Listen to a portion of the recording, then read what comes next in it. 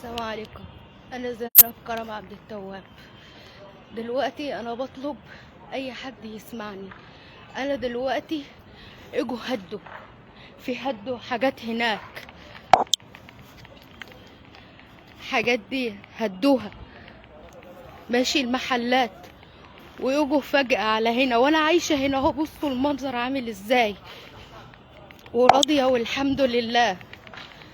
ماشي، دلوقتي هم قايلين لي 3 ايام وهنيجي نهد. انا اروح فين؟ انا مواليد بورسعيد وكل حاجه هنا اهوت، ومش عارفه اعمل ايه.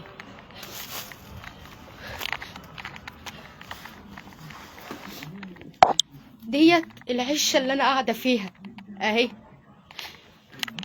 بصوا عامله ازاي.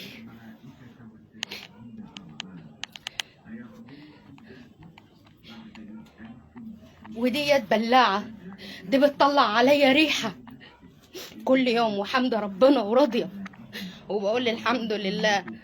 دلوقتي جايين يدوا، بقول لهم طب على الاقل اي حته تستر فيها، ولما اموت يبقوا ياخدوها.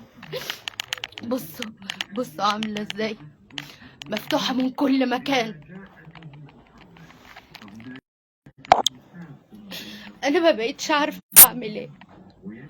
انا تعبت والله العظيم، وعياط ربنا تعبت وما بقيت عارفه اعمل ايه. بقول لهم طب يدوني بس اوضه وحمام، لما اموت ياخدوها مني. انا ماليش ذنب في كل ده والله العظيم، ماليش ذنب. انا ماليش ذنب ان امي وابويا ما عملوليش حاجه قبل ما يموتوا. ماليش ذنب ان انا اللي اتولدت لقيت نفسي هنا اهوت. ماليش ذنب كل اللي بيحصل دوت، ماليش ذنب فيه. بقول لهم اوضه وحمام مش راضيين. انا اعمل ايه؟ الاقي نفسي في الشارع، اترمي في الشارع، اقعد في الشارع، كلاب ينهشوا في لحمي. بيقولوا تقعدي في بيت الكسرات. اقعد في بيت الكسرات اعمل ايه؟ انا 27 سنه، وبص دي شهاده ميلادي، شهاده ميلادي اهي، من بورسعيد، واوراق وورق طلائي ومدرستي اهي، كل ديت اوراقي، كل ده اوراقي. واقول لهم يقولوا لي ايه؟ يقولوا لي احنا هنعمل لك ايه؟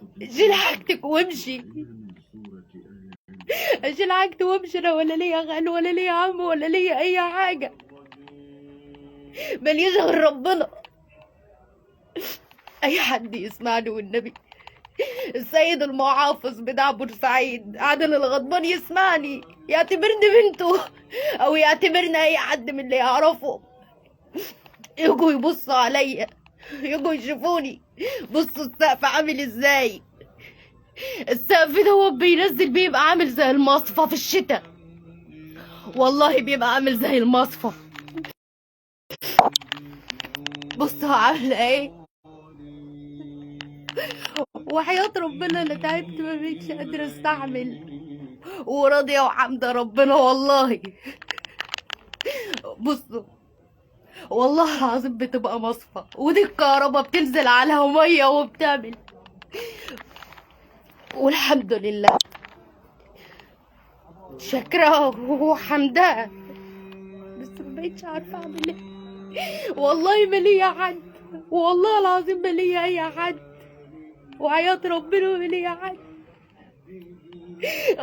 انا ما بقاليش لا ظهر ولا ليا اي حاجه، ولا ليا ام ولا ليا اب، ولا عارفه اي حاجه في اي حاجه. تعبت والله، تعبت وما بقتش قادره. اي حد والنبي يسمعني، والنبي اي حد يسمعني. انا بس عايزه اي حد. انا كل ما اروح المحافظه يقولوا لي روحي الحي، واروح الحي يقولوا لي روح المحافظه، وبقى يشقطوا لي البعض، وما بقتش عارفه اعمل ايه. تعبت. يدوني اوضه وحمام، لما اموت ياخدوها مني. انا ما بقولكوش عايزه فلوس ولا عايزه اي حاجه. الناس الناس كلها بتطلع وبتتكلم، ماشي، بس ليهم باب اخر الليل بيتقفل عليهم بيسترهم. يسترهم من عيون الناس. انا مليش غير الحته دي، وراضيه وحمد ربنا والله العظيم. حد يسمعني والنبي، حد يسمعني، حد يوصل صوتي والنبي، والنبي. انا تعبت والله العظيم. انا مواليد بورسعيد وعايشه حياتي كلها هنا ومتجوزه ومتطلقه هنا، ومليش اي حد. امي وابويا ماتوا، مليش حد، مليش ذنب انا في كل اللي بيحصل دوت والله.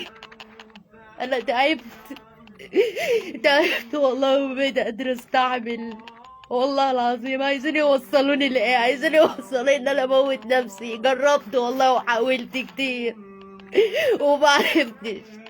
اروح لربنا اقول له الناس اللي على الارض ظلموني.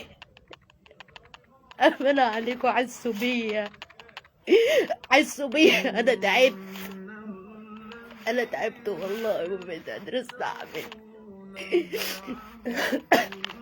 أمان عليكم، أمان عليكم، حد يسمعني وحد يشوف لي أي حل.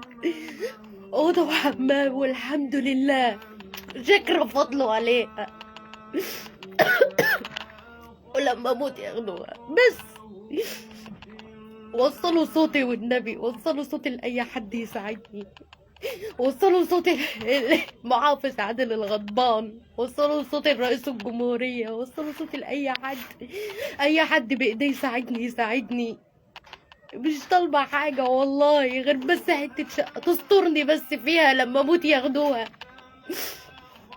والنبي امان عليكم عشان انا تعبت والله، وحياة امان ربنا ده تعبت. عايزة بس صوتي يوصل لأي حد. أوضة بس وحمام، أوضة وحمام بس تستر فيها.